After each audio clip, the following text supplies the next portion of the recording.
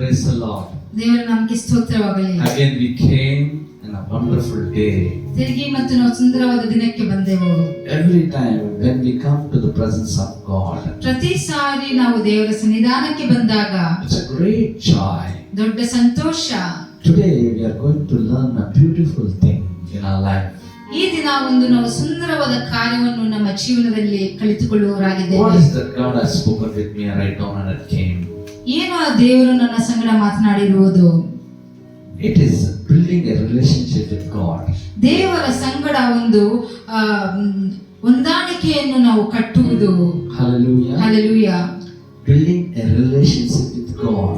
ದೇವರೊಂದಿಗೆ ಸಂಬಂಧವನ್ನು ಕಟ್ಟುವುದು. ದೇವರ ಸಂಗಡ ನಮ್ಮ ಸಂಬಂಧವನ್ನು ಬೆಳೆಸುವುದು. Hallelujah. Hallelujah. So what in Christian life we are, how can we do the building the relationship with God? ನಮ್ಮ ಕ್ರೈಸ್ತರ ಜೀವನದಲ್ಲಿ ಹೇಗೆ ದೇವರ ಒಟ್ಟಿಗೆ ನಾವು ಆ ಸಂಬಂಧವನ್ನು ಬೆಳೆಯುವುದು? Hallelujah. Hallelujah. Everybody have the plan to build their marriage life. They have plan to build their house. They have plan to make many things, but this is very important in our life, building a relationship with God. ಪ್ರತಿಯೊಬ್ಬರಿಗೂ ಜೀವನದಲ್ಲಿ ಮದುವೆಯಾಗುವ ಸಂಕಲ್ಪವಿರುತ್ತದೆ, ಇಲ್ಲ ಮನೆ ಕಟ್ಟುವ ಸಂಕಲ್ಪವಿರುತ್ತದೆ. ಅದೇ ರೀತಿಯಾಗಿ ನಾವು ದೇವರ ಸಂಗಡ ಹೇಗೆ ಬೆಳೆಯುವುದು ಎಂಬುದು ನಮ್ಮ ಸಂಕಲ್ಪವಾಗಿದೆ. Every student they want to build their career. They will take a subject wise, commerce, arts. So many people will have their vision to build their career in studies. ಅನೇಕ ಶಾಲಾ ಮಕ್ಕಳಿಗೆ ಅನೇಕ ವಿಧವಾದ ಆಲೋಚನೆಗಳು, ಇಷ್ಟವಾದ ಕಾರ್ಯಗಳು ಇರುತ್ತದೆ. ನಾವು ಸೈನ್ಸ್ ವಿಜ್ಞಾನವನ್ನು ತೆಗೆದುಕೊಳ್ಳುವುದಾ, ಇಲ್ಲ ಕಾಮರ್ಸ್ ಅನ್ನು ತೆಗೆದುಕೊಳ್ಳುವುದಾ, ಇಲ್ಲ ಆರ್ಟ್ಸ್ ಅನ್ನು ತೆಗೆದುಕೊಂಡು ಅದರಲ್ಲಿ ಓದು ಬೆಳೆಯುವುದಾ ಎಂಬುದಾಗಿ ಆಲೋಚನೆ ಇರುತ್ತದೆ. According to their taking subjects, they were building their vision. ಅವರ ಸಂಕಲ್ಪದ ಮೇರೆಗೆ ಆ ಸಬ್ಜೆಕ್ಟ್ ಅನ್ನು ತೆಗೆದುಕೊಂಡು ಅವರು ಏನು ಅಂದುಕೊಂಡಿರುತ್ತಾರೋ ಅದನ್ನು ಪಾಲಿಸಿಕೊಂಡು ಹೋಗುತ್ತಾರೆ. Okay, so whatever I am here building means we are want to build a Christian life is through relationship with God. Very important. ದೇವರ ಸಂಗಡ ಸಂಬಂಧವನ್ನು ಬೆಳೆಸುವುದು ತುಂಬಾ ಮುಖ್ಯವಾಗಿದೆ. Hallelujah. Hallelujah. Hallelujah. Hallelujah. How? ಹೇಗೆ? Many people they don't have plan to build the relationship with God. ಅನೇಕರಿಗೆ ದೇವರ ಸಂಗಡ ಸಂಬಂಧವನ್ನು ಬೆಳೆಸುವುದು ಅವರ ಪ್ಲಾನ್ ಇರುವುದಿಲ್ಲ, ಸಂಕಲ್ಪವಿರುವುದಿಲ್ಲ. Even students when they take commerce or science, they are giving inbuilt subjects to have subject practice, and there will be exam, there will be a study. ಶಾಲಾ ಮಕ್ಕಳಿಗೆ commerce ಇಲ್ಲ ಸೈನ್ಸ್ ತೆಗೆದುಕೊಂಡರೂ ಅದರ ಪ್ರಕಾರ ಅವರಿಗೆ ಪುಸ್ತಕಗಳನ್ನು ಕೊಡುತ್ತಾರೆ, ಅದರ ಪ್ರಕಾರ ಅವರಿಗೆ ಪರೀಕ್ಷೆ ನೀಡುತ್ತಾರೆ. Same thing when we want to build a relationship with God, we have something to understand, something to have study, something to have a type of studies. ಅದೇ ರೀತಿಯಾಗಿ ನಾವು ಸಹ ದೇವರ ಸಂಗಡ ಸಂಬಂಧವನ್ನು ಬೆಳೆಸಿಕೊಳ್ಳಬೇಕಾದರೆ ಅದಕ್ಕೂ ಸಹ ಓದುವುದು ಅದಕ್ಕೆ ಓದುವ ಸಂಗತಿವಿರುತ್ತದೆ. In our life, in Christian life, we want to build a relationship with God is very important. It is very important prayer. ನಮ್ಮ ಕ್ರೈಸ್ತ ಜೀವನದಲ್ಲಿ ದೇವರ ಒಟ್ಟಿಗೆ ಸಂಬಂಧವನ್ನು ಬೆಳೆಸುವುದೆಂದರೆ ಮುಖ್ಯವಾಗಿ ನಮ್ಮ ಜೀವನದಲ್ಲಿ ಪ್ರಾರ್ಥನೆ ಇರಬೇಕು. We think a prayer is just praying for our needs. It is not. Prayer is not all the time asking a needs or anything. Prayer is very important, that talking to God regularly. ನಾವು ಅಂದುಕೊಳ್ಳಬಹುದು ಪ್ರಾರ್ಥನೆ ಎಂದರೆ ನಮ್ಮ ಅವಶ್ಯಕತೆಗಳಿಗೋಸ್ಕರ ಕೇಳುವುದಕ್ಕೋಸ್ಕರ ನಾವು ಪ್ರಾರ್ಥಿಸುವುದು ಅನುದಿನ ಎಂಬುದಾಗಿ. ಅದಲ್ಲ, ದೇವರ ಸಂಗಡ ಬೆಳೆಸಿಕೊಳ್ಳುವುದು, ಸಂಬಂಧವನ್ನು ಬೆಳೆಸಿಕೊಳ್ಳುವುದಕ್ಕೆ ಪ್ರಾರ್ಥನೆ ಮಾಡುವುದು. Okay, prayer is talking to God regularly. ಪ್ರಾರ್ಥನೆ ಎಂದರೆ ದೇವರ ಸಂಗಡ ಪ್ರತಿದಿನ ಮಾತನಾಡುವುದು. Okay, hallelujah. Hallelujah. So listening from God's respond. ದೇವರನಿಂದ ನಾವು ಕೇಳಿಸಿಕೊಳ್ಳುವುದು. Hallelujah. Hallelujah. And pray with others also. ಬೇರೆಯವರ ಸಂಗಡ ಕೂಡಿಕೊಂಡು ಪ್ರಾರ್ಥಿಸುವುದು. The three things including all prayer. ಆ ಮೂರು ವಿಷಯಗಳು ಸೇರಿಸಿ ಪ್ರಾರ್ಥನೆ ಎಂಬುದಾಗಿ ಹೇಳುತ್ತೇವೆ. Talking to God with regularly, ದೇವರ ಸಂಗಡ ಪ್ರತಿನಿತ್ಯ ಮಾತನಾಡುವುದು, listening for God's response, ದೇವರಿಂದ ನಾವು ಕೇಳಿಸಿಕೊಳ್ಳುವುದು ಪ್ರತ್ಯುತ್ತರ, and praying for others. ಬೇರೆಯವರಿಗೋಸ್ಕರ ಪ್ರಾರ್ಥಿಸುವುದು. The relationship when it builds means me and Rachel got married 15 years ago. ಒಂದು ಹೊಂದಾಣಿಕೆ ಹೇಗೆ ನಡೆಯುತ್ತದೆ ಎಂದರೆ, ನಾನು ಮತ್ತೆ ರೇಚಲ್ 15 ವರ್ಷಗಳ ಹಿಂದೆ ಮದುವೆಯಾದೆವು. No, day by day we have closer and relationship. We know each one of us. ಪ್ರತಿದಿನ ನಾವು ಒಬ್ಬರನ್ನೊಬ್ಬರು ಅರ್ಥ ಮಾಡಿಕೊಂಡಿದ್ದೇವೆ. ನಾವು ಒಬ್ಬರಿಗೊಬ್ಬರು ಏನೆಂಬುದಾಗಿ ಗೊತ್ತು ನಮಗೀಗ. So 15 years, what to talk, how to behave. It is just we are together, so we know one another. 15 ವರ್ಷಗಳ ಕಾಲ ನಾವು ಜೊತೆಯಲ್ಲಿದ್ದೇವೆ. ಅದಕ್ಕೋಸ್ಕರ ನಮಗೆ ಗೊತ್ತು ಹೇಗೆ ಮಾತನಾಡಬೇಕು, ಹೇಗೆ ಒಂದು ಪ್ರವರ್ತಿಸಬೇಕು ಎಂಬುದಾಗಿ. The important of the building relationship with God is prayer. ದೇವರ ಸಂಗಡ ಒಂದು ಸಂಬಂಧವನ್ನು ಬೆಳೆಸಿಕೊಳ್ಳುವುದು ಮುಖ್ಯವಾದದ್ದು ಏನೆಂದರೆ ಪ್ರಾರ್ಥನೆ. In our lives, we are missing it. ನಮ್ಮ ಜೀವನದಲ್ಲಿ ಅದನ್ನು ನಾವು ಮಿಸ್ ಮಾಡುತ್ತಿದ್ದೇವೆ. It is not only prayer, regularly prayer. ಪ್ರಾರ್ಥನೆ ಅಲ್ಲ, ಪ್ರತಿನಿತ್ಯ ಪ್ರಾರ್ಥಿಸುವುದು. That's why how it's possible, dear brother, you can ask me. ನೀವು ಕೇಳಬಹುದು, ಪ್ರಿಯ ಸಹೋದರನೇ, ಇದು ಹೇಗೆ ಸಾಧ್ಯ ಎಂಬುದಾಗಿ. If you are staying at home, ನೀವು ಮನೆಯಲ್ಲಿ ವಾಸಿಸುವಾಗ, there is your wife, there is your husband, there is your children. ಹೆಂಡತಿ, ಗಂಡ, ಮಕ್ಕಳು ಇರುತ್ತಾರೆ. You are communicating with them, right? ಅವರ ಸಂಗಡ ನೀವು ಮಾತನಾಡುತ್ತಿದ್ದೀರಾ ಅಲ್ವಾ? You will never be stand and sit there quietly and do your work importantly, but you will be communicating with them. ಕುಟುಂಬದಲ್ಲಿ ನಿಮ್ಮ ಪಾಡಿಗೆ ನೀವು ಕುಳಿತುಕೊಳ್ಳುವುದಿಲ್ಲ, ಆದರೆ ಅವರ ಸಂಗಡ ಮಾತನಾಡುತ್ತಿರುತ್ತೀರಿ. So talking in between one and two. ಮಾತನಾಡುವುದು, ಒಬ್ಬರಿಗೊಬ್ಬರು ಮಾತನಾಡುವುದು. When we communicate one another, relationship will build. We know each other more and more closely. ಯಾವಾಗ ನಾವು ಒಬ್ಬರಿಗೊಬ್ಬರು ನಾವು ಮಾತನಾಡುತ್ತೇವೋ, ಸಂಬಂಧವು ಹೆಚ್ಚಾಗಿ ಬೆಳೆಯುತ್ತದೆ ಮತ್ತು ನಾವು ಚೆನ್ನಾಗಿ ಅರ್ಥ ಮಾಡಿಕೊಳ್ಳುತ್ತೇವೆ. Many students or youth is without missing Instagrams, updates, status and postings, videos, without leaving. Every day you can see. I don't know how they upload by 12 hours. ಅನೇಕ ಯೌವನಸ್ಥರನ್ನು ನಾವು ಈ ಕಾಲದಲ್ಲಿ ನೋಡುತ್ತೇವೆ. ಇನ್ಸ್ಟಾಗ್ರಾಮ್ ಅಲ್ಲಿ ಫೋಟೋಸ್ ಅನ್ನು ಪೋಸ್ಟ್ ಮಾಡುತ್ತಾರೆ, videos ಅನ್ನು post ಮಾಡುತ್ತಾರೆ ಪ್ರತಿದಿನ. How they have time, I don't know. ಅದಕ್ಕೆ ಹೇಗೆ ಸಮಯವಿದೆಯೋ ನನಗೆ ಗೊತ್ತಿಲ್ಲ. If you have the time, surely you can have the time for the talking with God regularly. ನಿನಗೆ ಅದಕ್ಕೆ ಇನ್ಸ್ಟಾಗ್ರಾಮ್ ಅಲ್ಲಿ ನೀನು ಫೋಟೋ ಹಾಕುವುದಕ್ಕೆ ಸಮಯವಿದ್ದರೆ, ನಿಜವಾಗಲೂ ನಿನಗೆ ದೇವರ ಸಂಗಡ ಪ್ರತಿನಿತ್ಯ ಮಾತನಾಡುವುದಕ್ಕೆ ಸಮಯವಿರುತ್ತದೆ. Many times ಅನೇಕ ಸಾರಿ taking wrong decisions in our lives. ತಪ್ಪಾದ ಒಂದು ನಿರ್ಣಯವನ್ನು ನಮ್ಮ ಜೀವನದಲ್ಲಿ ತೆಗೆದುಕೊಳ್ಳುವುದು. You know why? ಯಾಕೆ ಗೊತ್ತಾ? We are not regularly talking with God, so we cannot respond to God's presence of God's plan and God's ideas. ಪ್ರತಿನಿತ್ಯ ನಾವು ದೇವರ ಸಂಗಡ ಪ್ರಾರ್ಥಿಸುವುದು ಸಂಬಂಧವು ಇಲ್ಲದ ಕಾರಣ ನಾವು ದೇವರಿಂದ ಪ್ರತ್ಯುತ್ತರವನ್ನು ನಾವು ತೆಗೆದುಕೊಳ್ಳುತ್ತಿಲ್ಲ, ಆತನ ಒಂದು ಸ್ವರವನ್ನು ನಾವು ಕೇಳಿಸಿಕೊಳ್ಳುತ್ತಿಲ್ಲ. And you are not praying with others also. ಬೇರೆಯವರ ಸಂಗಡನೂ ನೀನು ಪ್ರಾರ್ಥಿಸುತ್ತಿಲ್ಲ. If any groups are praying, go and pray with them. ಯಾರಾದರೂ ಗುಂಪುಗಳು ಪ್ರಾರ್ಥನೆ ಮಾಡುತ್ತಿದ್ದರೆ ಅವರ ಸಂಗಡ ಹೋಗಿ ನೀನು ಪ್ರಾರ್ಥಿಸು. So it's very good building the relationship with God. ತುಂಬಾ ಮುಖ್ಯವಾದದ್ದು ದೇವರ ಒಟ್ಟಿಗೆ ಒಂದು ಸಂಬಂಧವನ್ನು ಬೆಳೆಸಿಕೊಳ್ಳುವುದು. First point is prayer. ಮೊದಲನೆಯ ಒಂದು ಪಾಯಿಂಟ್ ಪ್ರಾರ್ಥನೆ.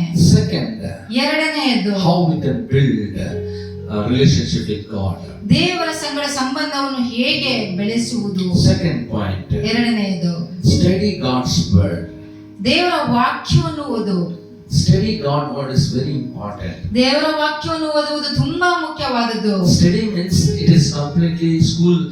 Our children will go to study to school, right? ನಮ್ಮ ಮಕ್ಕಳು ಶಾಲೆಗೆ ಹೋಗುತ್ತಾರಲ್ವಾ ಓದಲಿಕ್ಕೆ? So they'll go to study. ಅವರು ಓದಲಿಕ್ಕೆ ಹೋಗುತ್ತಾರೆ. Reading is different, study is different. ಓದುವುದು ಬೇರೆ, ಕಲಿತುಕೊಳ್ಳುವುದು ಬೇರೆ. So study is like ಕಲಿತುಕೊಳ್ಳುವುದು. So they go for study, they will be having maths, social science, something else, Hindi, Kannada and everything. That is called reading. ಅವರು ಶಾಲೆಗೆ ಕಲಿತುಕೊಳ್ಳುವುದಕ್ಕೆ ಹೋದಾಗ ಅಲ್ಲಿ English, Kannada, Telugu, Hindi, social studies, science ಮತ್ತೆ maths ಎಲ್ಲಾ subjects ಇರುತ್ತದೆ. ಅವರು ಅದನ್ನು ಓದಬೇಕು. Hallelujah. Hallelujah. I finished my journey within the 10th standard. ನನ್ನ ಒಂದು ಜರ್ನಿಯನ್ನು ನಾನು ಫಿನಿಶ್ ಮಾಡಿದೆ, ಅದರೊಳಗೆ ಪ್ರಾರಂಭಿಸಿತು. 10 ಒಳಗಡೆನೆ ನನ್ನ ಒಂದು ಓದು 10ನೇ ತರಗತಿ ಒಳಗೇನೆ ಮುಗಿಯಿತು. ಡಿಗ್ರಿ ಆದ್ರೆ ಆಕೆದು degree. That's why I tell only 4 language, 5 language. She will add 2-3 language extra. ಅದಕ್ಕೆ ನಾನು 4 ಮಾತು ಹೇಳಿದರೆ ಆಕೆ ಒಂದು 2 ಮಾತು ಕೂಡಿಸಿ ಹೇಳುತ್ತಾಳೆ. Okay, adjust ಮಾಡಿಕೊಳ್ಳಿ. Praise the Lord. So studying God's word is very important to relationship with God. ದೇವರ ವಾಕ್ಯವನ್ನು ಕಲಿತುಕೊಳ್ಳುವುದು ತುಂಬಾ ಮುಖ್ಯವಾದದ್ದು. ಯಾಕಂದರೆ ದೇವರೊಟ್ಟಿಗೆ ನಾವು ಸಂಬಂಧ ಬೆಳೆಸಿಕೊಳ್ಳಬೇಕಾದರೆ ದೇವರ ವಾಕ್ಯವನ್ನು ಕಲಿತುಕೊಳ್ಳುವುದು ಮುಖ್ಯ. Bible says read word. ಸತ್ಯವೇದ ಹೇಳುತ್ತದೆ ವಾಕ್ಯವನ್ನು ಓದು. And also seek understanding. ಅರ್ಥವನ್ನು ನೀನು ತಿಳಿದುಕೋ, And memorize the scriptures. ಆ ಒಂದು ವಾಕ್ಯವನ್ನು ನೀನು ಬೈ ಹಾರ್ಟ್ ಮಾಡು. You know what? Many people will come and read Bible. ಅನೇಕರು ಬಂದು ಸತ್ಯವೇದವನ್ನು ಓದುತ್ತಾರೆ. How they read, you know? ಹೇಗೆ ಓದುತ್ತಾರೆ ಗೊತ್ತಾ? Just I'm a Christian, so I want to read. ನಾನು ಒಬ್ಬ ಕ್ರೈಸ್ತನು, ಅದಕ್ಕೋಸ್ಕರ ಓದುತ್ತಿದ್ದೇನೆ. Early morning I'm not getting sleep, so I take the Bible and read. ಮುಂಜಾನೆಯಲ್ಲಿ ಸತ್ಯವೇದವನ್ನು ತೆಗೆದುಕೊಂಡು ಓದುತ್ತೇನೆ. I'm not getting sleep, so that I will read word. ನನಗೆ ನಿದ್ದೆ ಬರುತ್ತಿಲ್ಲ, ಅದಕ್ಕೋಸ್ಕರ ದೇವರ ವಾಕ್ಯವನ್ನು ಓದುತ್ತೇನೆ. I'm getting fear, so that I read Bible. ನನಗೆ ಭಯವಾಗುತ್ತಿದೆ, ಅದಕ್ಕೋಸ್ಕರ ನಾನು ಸತ್ಯವೇದವನ್ನು ಓದುತ್ತೇನೆ. Something I want for favor from God, so I will read Bible. ದೇವರಿಂದ ನಾನು ಏನೋ ಒಂದು ಸಹಾಯ ಪಡೆದುಕೊಳ್ಳಬೇಕು, ಅದಕ್ಕೋಸ್ಕರ ನಾನು ಸತ್ಯವೇದವನ್ನು ಓದುತ್ತೇನೆ. Fine, everything is fine. ಎಲ್ಲ ಒಳ್ಳೆಯದು. But I will tell you want to read the word of God like you know, before a marriage or before our when we are very young. ಆದ್ರೆ ನಾನು ಹೇಳುತ್ತೇನೆ, ನಾವು ಚಿಕ್ಕ ವಯಸ್ಸಿನಲ್ಲಿದ್ದಾಗ, ಒಂದು ನಾವು ಯೌವನಸ್ಥರಾಗಿದ್ದಾಗ attraction, love. ಒಂದು ಪ್ರೀತಿ, ಅಟ್ರಾಕ್ಷನ್ ಇರುತ್ತದೆ. Love. ಪ್ರೀತಿ. So what will happen? ಏನಾಗುತ್ತದೆ? That man and woman will fall in love. ಆ ಹುಡುಗ ಮತ್ತು ಹುಡುಗಿ ಪ್ರೀತಿಯಲ್ಲಿ ಬೀಳುತ್ತಾರೆ. They will write the letter. ಒಂದು ಪತ್ರವನ್ನು ಬರೆಯುತ್ತಾರೆ. 4 lines. 4 ಲೈನ್ಸ್. Only 4 lines. 4 ಒಂದು lines. This letter, girl or boy. ಈ ಪತ್ರ ಹುಡುಗ ಆಗಿರಬಹುದು, ಇಲ್ಲ ಹುಡುಗಿ ಆಗಿರಬಹುದು. Sent to exchange to one another.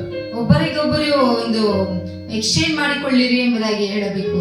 How they'll put the letter? They'll put into self. ಅವರು ಹೇಗೆ put it to the pillow down.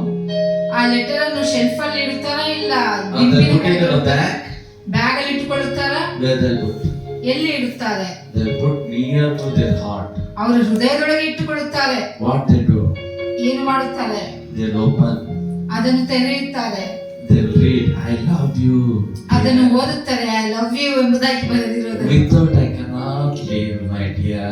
ನೀನಿಲ್ಲದೆ ನನಗೆ ಬದುಕಲು ಸಾಧ್ಯವಿಲ್ಲ. My dear, every moment I remember you, dear. ಪ್ರತಿ ಸಾರಿ ನಾನು ಜ್ಞಾಪಿಸಿಕೊಳ್ಳುತ್ತೇನೆ. My dear, when again we are meeting? ತಿರುಗಿ ನಾವು ಯಾವಾಗ ಸಂಧಿಸುತ್ತೇನೆ ಪ್ರಿಯರೇ? Only 4 lines. ಆ 4 ಲೈನ್ಗಳು. One time he read, finished, no? Understood what it is in the Bible. ಒಂದು ಸರಿ ಓದಿದ ನಂತರ ಮುಗಿಯಿತಲ್ಲವಾ? It's understood what is there. ಅರ್ಥ ಆಯ್ತು. Again night time he'll read it. ತಿರುಗಿ ಅದನ್ನು ತೆಗೆದು ರಾತ್ರಿ ಸಮಯದಲ್ಲಿ ಓದುವ. Again he'll read. ತಿರುಗಿ ಓದುತ್ತಾರೆ, ನಗುತ್ತಾರೆ. Again he'll keep. ತಿರುಗಿ ಇಟ್ಟುಕೊಳ್ಳುತ್ತಾರೆ. Again he'll turn and open. Again he'll see. ತಿರುಗಿ ಅದನ್ನು ಓದುತ್ತಾರೆ ಮತ್ತು even sometimes he'll go to bathroom also, he'll see and read. He'll be enjoying. Bathroom ಹೋದ್ರು ಸಹ ಅದನ್ನ ಪೇಪರ್ ಅನ್ನು ಓದಿ ತುಂಬಾ ಸಂತೋಷಿಸುತ್ತಾರೆ. Wherever you go, wherever you see, open and see. Open and see. ಎಲ್ಲಿ ಹೋದರೂ ಅದನ್ನು ತೆಗೆದು ಓದಿ ನಗುತ್ತಿರುತ್ತಾರೆ. Because loved one written that. ಯಾಕಂದ್ರೆ ಆ ಪ್ರೀತಿಸುವವರು ಆ ಪತ್ರವನ್ನು ಬರೆದಿದ್ದಾರೆ. When you read Bible, ಯಾವಾಗ ನೀನು ಸತ್ಯವೇದವನ್ನು ಓದುತ್ತೀಯೋ, your beloved one was died for you. He is given his life to you. He written the holy letter to you. ನಿನ್ನ ಪ್ರಿಯನು ನಿನಗೋಸ್ಕರ ಆತನ ಪ್ರಾಣವನ್ನು ಬಿಟ್ಟು ಈ ಒಂದು ಸತ್ಯವೇದವನ್ನು ಬರೆದಿದ್ದಾನೆ. We want to give attention to the holy letter. ಎಷ್ಟು ನಾವು ಈ ಒಂದು ಪವಿತ್ರವಾದ ಆ ಸತ್ಯವೇದಕ್ಕೆ ನಾವು ಒಂದು ಮುಖ್ಯತ್ವವನ್ನು ಕೊಡಬೇಕು. That is called reading the word of God. ಅದೇ ಒಂದು ದೇವರ ವಾಕ್ಯವನ್ನು ಓದುವುದು ಅಂದರೆ Hallelujah. Hallelujah. Don't read the Bible for fear or anything. Read Bible to attraction and the relationship to build with the Lord. ಸತ್ಯವೇದವನ್ನು ಭಯಕ್ಕೋಸ್ಕರ ಓದಬೇಡಿರಿ, ದೇವರೊಟ್ಟಿಗೆ ಸಂಬಂಧವನ್ನು ಬೆಳೆಸಿಕೊಳ್ಳುವುದಕ್ಕೋಸ್ಕರ ಓದಿರಿ. When you read the word, you can see the understanding of God. ಯಾವಾಗ ನೀನು ವಾಕ್ಯವನ್ನು ಓದುತ್ತೀಯೋ ದೇವರ ಬಗ್ಗೆ ನಿನಗೆ ಅರ್ಥವಾಗುತ್ತದೆ. When you understand who is God, you can memorize in your heart. ಯಾರು ದೇವರು ಎಂಬುದಾಗಿ ನಿನಗೆ ಅರ್ಥವಾದಾಗ ನಿನ್ನ ಹೃದಯದಲ್ಲಿ ನೀನು ಆ ವಾಕ್ಯವನ್ನು ನೀನು ಇಟ್ಟುಕೊಳ್ಳಬಹುದು. Hallelujah. Hallelujah. Hallelujah. In our daily life, we want to do these things. ಪ್ರತಿದಿನ ನಮ್ಮ ಜೀವನದಲ್ಲಿ ಇದನ್ನು ನಾವು ಮಾಡಬೇಕು. First point is the prayer. ಮೊದಲನೆಯದು ಪ್ರಾರ್ಥನೆ. Talking to God regularly. ದೇವರ ಒಟ್ಟಿಗೆ ಮಾತನಾಡುವುದು ಪ್ರತಿನಿತ್ಯ. Listening from God's response. ಆ ಪ್ರತ್ಯುತ್ತರವಾಗಿ ಆತನಿಂದ ನಾವು ಸ್ವರವನ್ನು ಕೇಳಿಸಿಕೊಳ್ಳುವುದು. Praying for others. ಬೇರೆಯವರಿಗೋಸ್ಕರ ಪ್ರಾರ್ಥಿಸುವುದು. That's very important in Christian life. ಕ್ರೈಸ್ತರ ಜೀವನದಲ್ಲಿ ಇದು ತುಂಬಾ ಮುಖ್ಯವಾದದ್ದು. Secondly, ಎರಡನೆಯದಾಗಿ study God's word. ದೇವರ ವಾಕ್ಯವನ್ನು ಕಲಿತುಕೊಳ್ಳಿರಿ. And read the word. ದೇವರ ವಾಕ್ಯವನ್ನು ಓದಿರಿ. Seek His understanding. ಆತನ ಅರ್ಥವನ್ನು ಆತನನ್ನು ಹುಡುಕಿರಿ. Memorize His scriptures in your heart. ದೇವರ ವಾಕ್ಯವನ್ನು ಒಂದು ಹೃದಯದಲ್ಲಿ ಇಟ್ಟುಕೊಳ್ಳಿರಿ. Thirdly, we are coming. ಮೂರನೆಯದಾಗಿ Encouraging with the Christian communities. ಒಂದು ಕ್ರೈಸ್ತರ ಒಂದು ಸಂಘಗಳನ್ನು ನಾವು ಬಲಪಡಿಸುವುದು. How? ಹೇಗೆ? Attending regularly church. ಸಭೆಗೆ ರೆಗ್ಯುಲರ್ ಆಗಿ ಅಟೆಂಡ್ ಆಗುವುದು. In my lifetime, ನನ್ನ ಜೀವನದಲ್ಲಿ I will feel very bad if I not attend with the church even 1 week. ಸಭೆಗೆ ಒಂದು ವಾರ ಹೋಗದೇ ಇದ್ದರೂ ನನಗೆ ತುಂಬಾ ಬೇಸರವಾಗುತ್ತದೆ. Even last week I went to Goa. I finished my service. I just went to listen, but God used me in a mighty way in Goa. ಹೋದ ವಾರ ಭಾನುವಾರ ನಾನು ಗೋವಾನಲ್ಲಿದ್ದೆ. ಗೋವಾನಲ್ಲಿ ಸಭೆಯಲ್ಲಿ ನಾನು ಅಟೆಂಡ್ ಮಾಡುವುದಕ್ಕೋಸ್ಕರ ಹೋದೆ. ಆದರೂ ಅವರು ನನ್ನನ್ನು ನಿಲ್ಲಿಸಿ ಒಂದು ವಾಕ್ಯವನ್ನು ಸಾರುವುದಕ್ಕೆ ದೇವರು ಆ ಜಾಗದಲ್ಲಿ ನನ್ನನ್ನು ಉಪಯೋಗ ಮಾಡಿಕೊಂಡರು. Attending to church regularly is very important. That will make us relationship with God to build. ಪ್ರತಿನಿತ್ಯ ಪ್ರತಿ ವಾರ ದೇವರ ಸಭೆಗೆ ಹೋಗುವುದು ತುಂಬಾ ಮುಖ್ಯವಾದದ್ದು. ಅದು ನಮ್ಮನ್ನು ದೇವರಲ್ಲಿ ಚೆನ್ನಾಗಿ ಬೆಳೆಸುತ್ತದೆ. Many people they don't have, many places they don't have finding the Bible study. Where the Bible study is there, find out in a week. Whenever you are free, go and attend the Bible study. Our life groups will be there, challenging groups. Life groups means there will be helping others. They're motivating others to come and they want to set free them. Like that, motivating life groups will be there. We want to go there. ಅನೇಕ ಜಾಗಗಳಲ್ಲಿ ಒಂದು Bible study ಇರುವುದಿಲ್ಲ. ಆದರೆ Bible study ಎಲ್ಲಿದೆ ಎಂಬುದಾಗಿ ನೀವು ತಿಳಿದುಕೊಂಡು ಅಂತಹ ಜಾಗಕ್ಕೆ ಹೋಗಿ ನೀವು ಅಟೆಂಡ್ ಆಗಿರಿ. ಮತ್ತೆ ಲೈವ್ ಗ್ರೂಪ್ಸ್ ಇರುತ್ತದೆ, ಆ ಜಾಗಕ್ಕೂ ಹೋಗಿ ಅಟೆಂಡ್ ಆಗಿರಿ. Ultimate is, you know what? Serving others. ಕಡೆಯದಾಗಿ ಏನೆಂದರೆ ಬೇರೆಯವರಿಗೆ ನಾವು ಉಪಚರಿಸುವುದು. Serving others. ಉಪಚರಿಸುವುದು If you serve others, ಬೇರೆಯವರಿಗೆ ನೀನು ಸೇವೆ ಮಾಡಿದರೆ you know that God is with you. ನಿನಗೆ ಗೊತ್ತಾಗುತ್ತದೆ ದೇವರು ನಿನ್ನ ಸಂಗಡವಿದ್ದಾರೆ. These things when we do in our lives, ಈ ಕಾರ್ಯಗಳನ್ನು ಯಾವಾಗ ನಮ್ಮ ಜೀವನದಲ್ಲಿ ನಾವು ಮಾಡುತ್ತೇವೋ, then we build more closer to the relationship to God.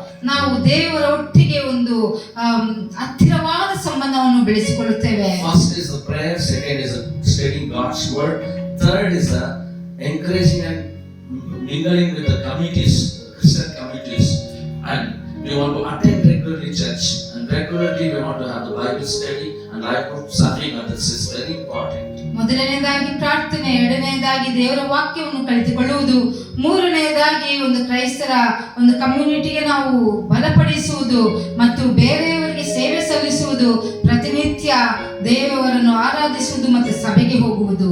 Main thing what you know ಮುಖ್ಯವಾದದ್ದು ಏನು ಗೊತ್ತಾ?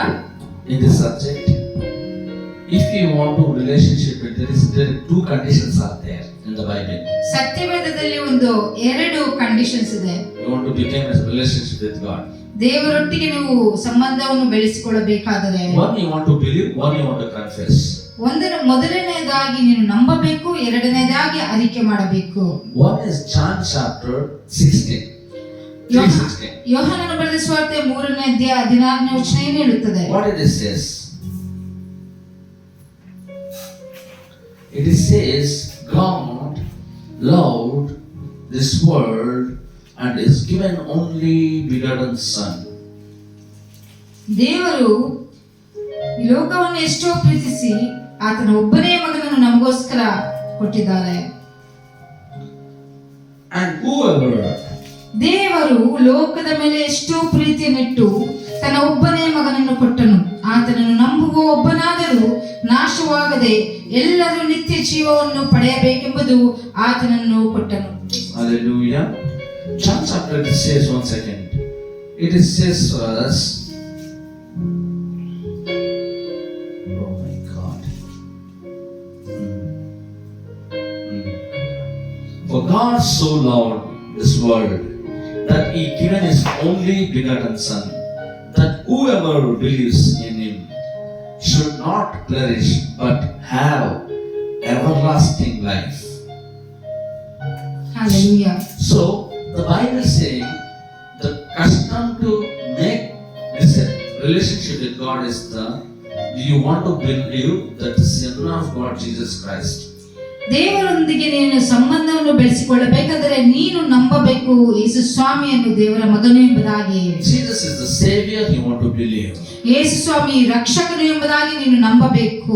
Jesus came to give His life, you want to believe.